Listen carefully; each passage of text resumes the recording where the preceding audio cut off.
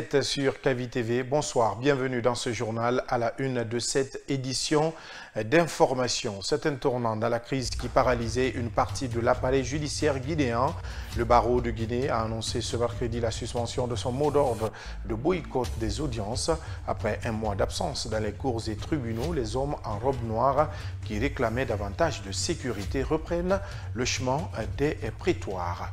C'est un drame qui soulève de nombreuses interrogations. En Soumania Plateau, dans la commune de Kagbélé, Fatoumata Diallo, une mère de 7 enfants, a été retrouvée morte par électrocution dans des circonstances encore floues. Son corps aurait d'abord été aperçu accroché à un mur avant de constater la présence d'un fil électrique sous tension. À Kindia, un phénomène inquiétant préoccupe la population autour du lac Boueliarori dans la sous-préfecture de Damakania. Ces derniers jours, des centaines de poissons morts ont été retrouvés à la surface du lac sans explications officielles. Les habitants s'interrogent sur les causes réelles. Voilà pour le sommaire.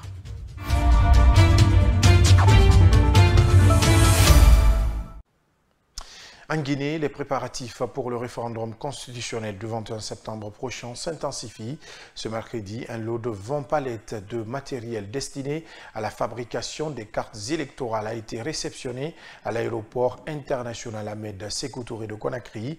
La cérémonie s'est déroulée en présence du Premier ministre, chef du gouvernement Amadou Ouriba. Germaine Mansaré.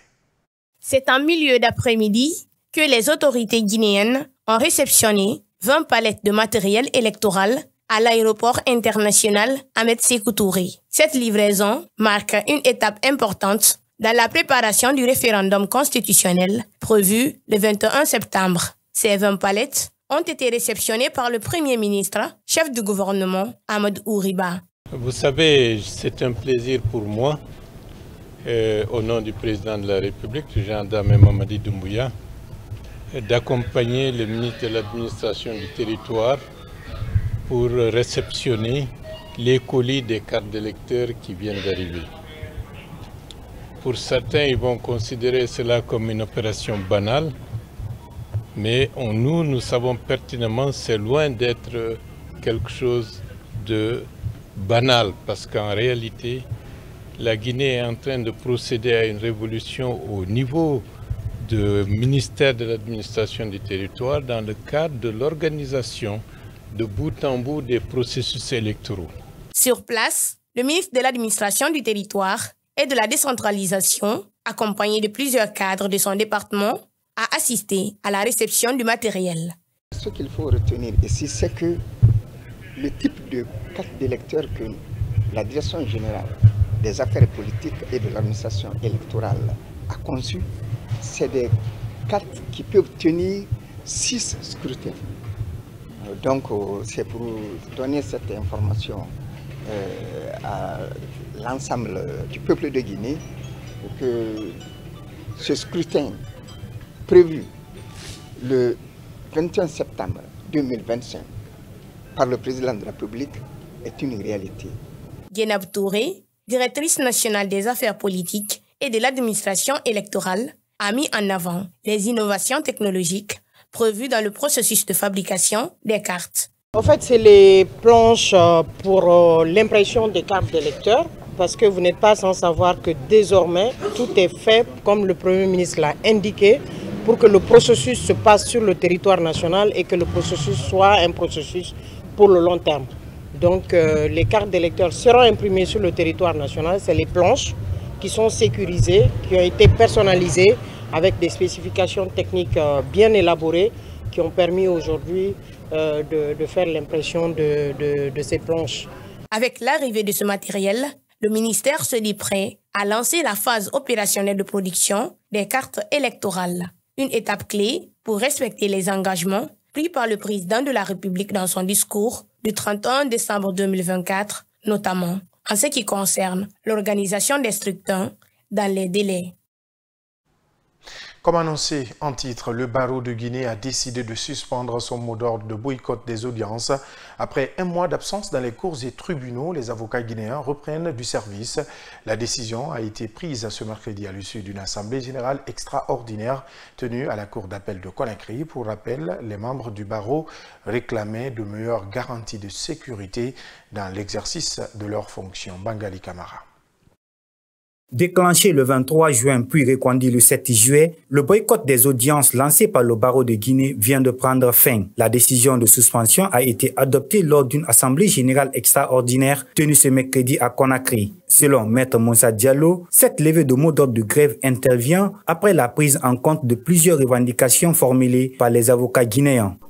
Aujourd'hui, il avait été question d'évaluer plus ou moins l'évolution de la gestion de cette situation qui nous a conduit à ce boycott-là. Et il en a résulté à l'issue du vote que le mot d'ordre soit suspendu. Malgré cette reprise des activités dans les cours et tribunaux, les avocats souhaitent rencontrer le chef de l'État afin d'échanger directement sur les conditions d'exercice de leur profession. En marge des entretiens que nous avons eus, nous l'avons exprimé, le souhait de rencontrer le chef de l'État. Ce n'est pas quelque chose qui nous semble impossible, ce n'est pas quelque chose également auquel nous renonçons. Il y a bon espoir que cela soit. Mais encore une fois, à l'issue de l'évaluation de tout ce qui a été, nous avons jugé utile de suspendre le mot d'ordre de grève pour laisser chance à ce que tout cela puisse aboutir. Cette suspension marque une étape importante dans les négociations entamées depuis plusieurs semaines entre les avocats et les autorités de la transition. Toutefois, les membres du barreau restent tout de même vigilants et entendent suivre de près la mise en œuvre des engagements pris par le gouvernement. Lutte contre la drogue en Guinée, l'Office central de lutte contre la drogue, OCAD, multiplie les opérations coup de poing. Ce mardi 15 juillet 2025, une vaste opération a été menée dans plusieurs quartiers de la commune de Matoto, ciblant des points de vente et de consommation de stupéfiants. Guy Babari était sur leur pas. Suivez. C'est une opération de terrain minutieusement préparée par les équipes de l'OCAD. Sous la direction du commissaire divisionnaire Souleymane Camara, les agents ont mené des investigations approfondies pendant plusieurs semaines. Elles portaient sur le recueil de renseignements, les filatures et l'évaluation des risques. Une cinquantaine d'agents ont été mobilisés pour quadriller les zones ciblées dans la commune de Matoto avant d'intervenir simultanément sur plusieurs sites.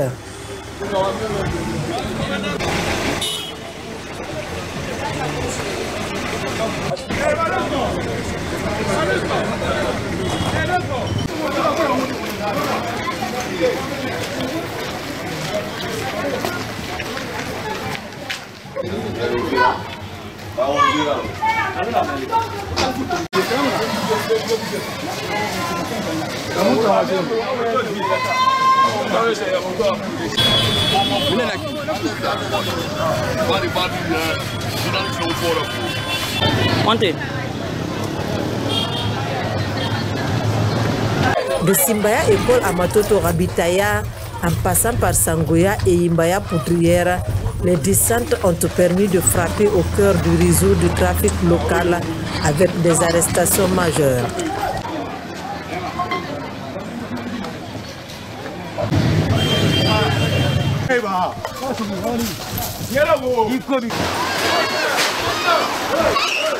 Au cours de cette descente, un boutiquier de Simbaya École a été surpris en train de vendre de chanvre indien et de shit en plein jour, dissimulé entre les étals de marchandises ordinaires, et un jeune homme identifié comme spécialiste dans la fabrication de pépites artisanales utilisées pour la consommation de crack a également été interpellé.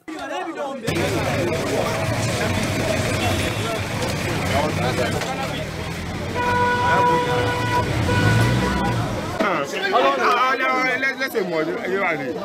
Il n'a rien fait. Il s'est dit boutiquier et il vend les marchandises plus la drogue. Ça, c'est la drogue. Oh. Schiste du diazépam qu'on appelle M. Messenur très souvent. Au total, Une vingtaine de personnes ont été interpellées. Toutes ont été conduites au siège de l'OCAD à Koléa, où elles ont été entendues en audition préliminaire avant leur éventuel transfert vers le parquet pour des poursuites judiciaires. Au même moment, la brigade anticriminalité menait une vaste opération à Kozaraï, autrefois qualifiée de zone à haut risque, et dans l'enceinte de l'école publique de Demoudoula, qui abritait un temple. Plusieurs cabarets ont été détruits et des jeunes trouvés sur place arrêtés pour des fins d'enquête. C'est un reportage de Khadija Kaba à regarder. Longtemps considéré comme une zone à haut risque, les foyers de consommation de drogue situés le long des rails de Koza ont été tous démolis ce mardi. C'est une opération menée par la brigade anticriminalité dans le cadre de la lutte contre l'insécurité grandissante à Conakry.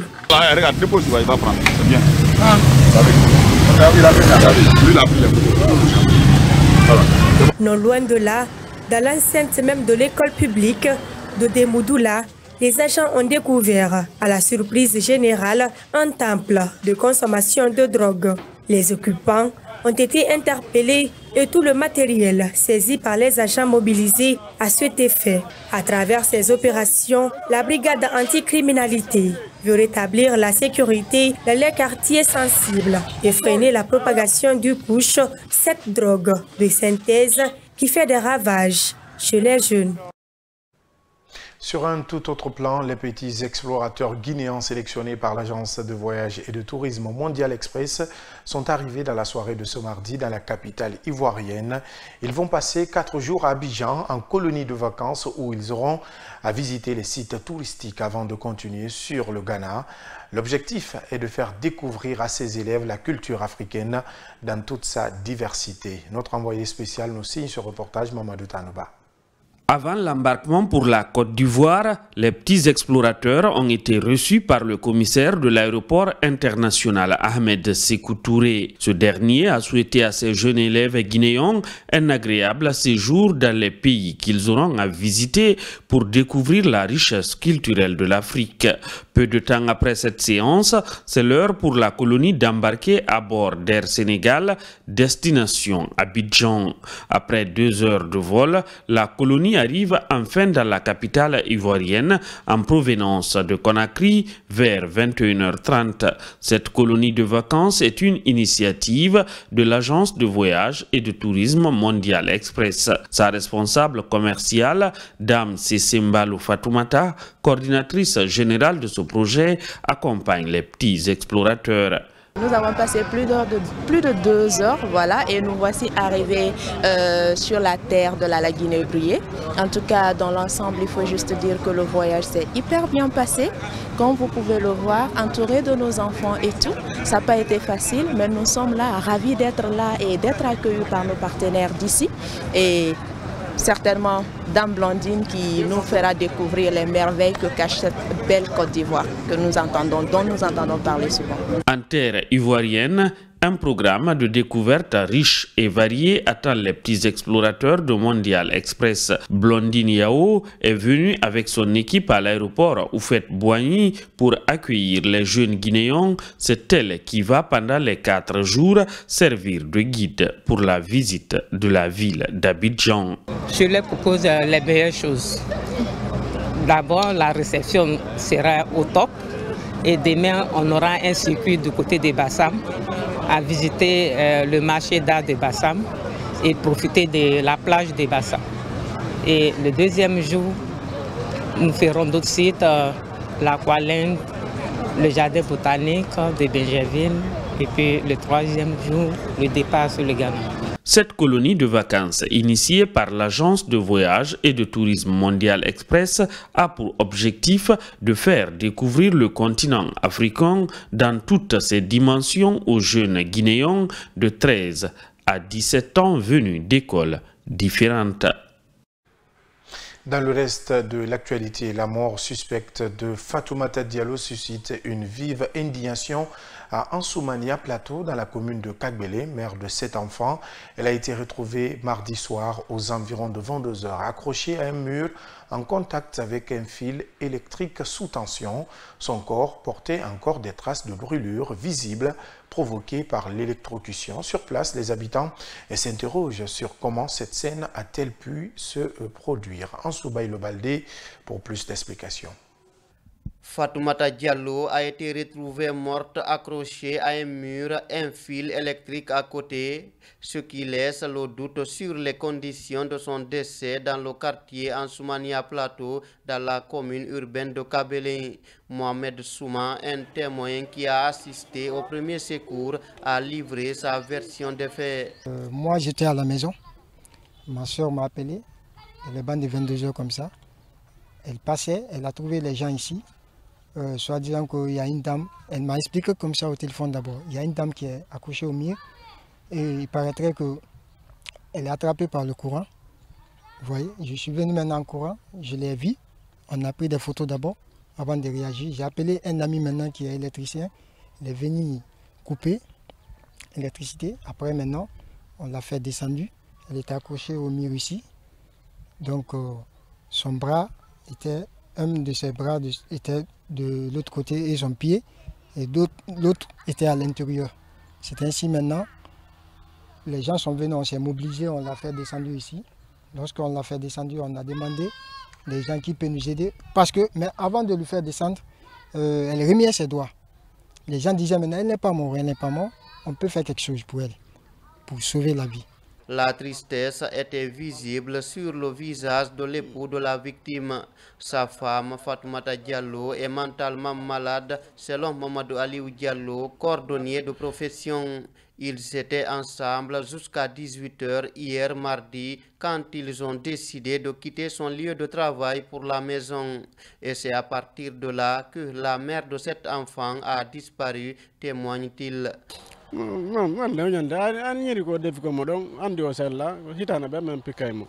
J'étais avec elle hier à 18 h. Elle tombe malade souvent, mais ces derniers temps ça allait bien.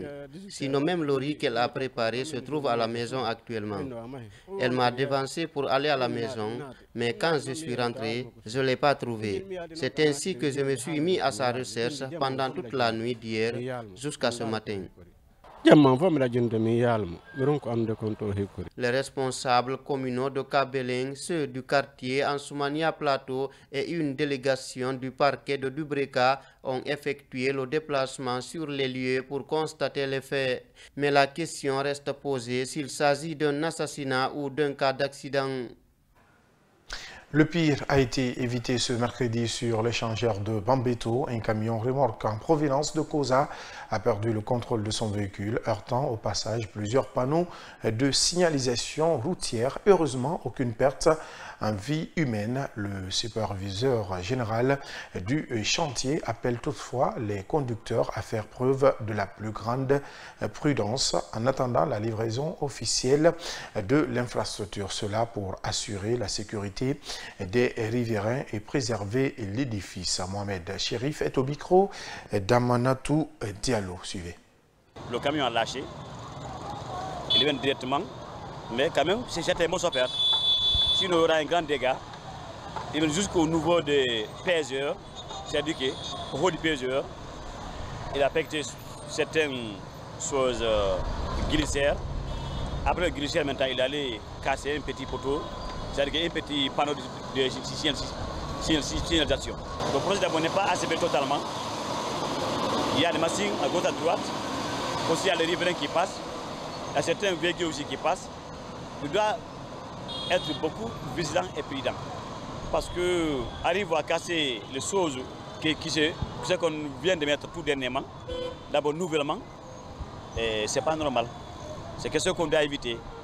Mais les chauffeurs guinéens, la majorité parmi les chauffeurs ne sont pas prudents. Quand le conseil n'arrive pas à écouter, et pourtant ça c'est un bien commun, c'est pour toute la Guinée, ce n'est pas pour les individus. À Kindia, un mystère entoure le lac Beliahori dans la sous-préfecture de Damakania. Là-bas, des centaines de poissons morts sont apparus ces derniers jours. Les habitants alarmés cherchent des réponses. Au même moment, les autorités locales s'empressent d'inquiéter sur les causes de ce phénomène. Plus de détails avec Siba Tupouvogi. Beliahori, un quartier tranquille de Damakania, est aujourd'hui confronté à un mystère troublant. Des centaines de tilapias morts, connus localement sous le nom de Robert, se sont échoués sur les rives du lac. Leurs corps, dont beaucoup sont décomposés et endommagés au niveau de la queue, soulèvent des questions urgentes et troublantes pour la communauté. Ces derniers jours, nous avions constaté une forte mortalité au sein du lac. Et ce qui est surprenant, ces poissons morts donnent un aspect vraiment étrange parce que c'est au niveau de la nageoire caudale, c'est-à-dire ce qu'on appelle vulgairement la queue, qui se coupe, le poisson tourne en rond et finalement meurt. Les responsables locaux, du sous-préfet au préfet de Kindia, ont visité le site aux côtés des techniciens de l'ONSPA qui ont prélevé des échantillons au cours de la visite, poursuit M. Ba. Ça a été fait le jeudi. Vendredi, le laboratoire de l'ONSPA s'est rendu sur les lieux. Et nous avons fait des prélèvements. Ces prélèvements, c'est un poisson mort, l'eau, la boue et recueilli d'amples informations autour de la retenue, les pratiques, et nous avons prodigué des conseils et fait une interdiction de pêche, interdiction totale de manger le poisson provenant de Beliahori jusqu'à ce que les résultats sortent. Face à cette situation, les autorités ont imposé une interdiction totale de la pêche et de la consommation des poissons du lac de Beliahori. Pour protéger le public, une campagne de sensibilisation est en cours, selon le directeur préfectoral des pêches et de l'économie maritime de Kindia. Donc à nos jours, nous sommes en train d'observer cette interdiction et une équipe est mise en place pour le suivi de l'exécution totale de l'interdiction de consommer le poisson de Beliahori. Ce n'est pas seulement pour Beliahori Centre, c'est tous ceux-là qui sont riverains au lac qui se trouvent à Beliahori. En attendant les résultats des analyses, les spéculations vont bon train. Raréfaction de l'oxygène, accumulation de gaz toxiques, pollution chimique, sabotage éventuel. Ce qui reste clair, c'est que cette catastrophe écologique a suscité des questions urgentes. Les jours à venir seront cruciaux pour découvrir la vérité. C'est la fin de ce journal. Grand merci à vous de l'avoir suivi. L'information continue sur notre chaîne Kavi TV et sur l'ensemble de nos réseaux.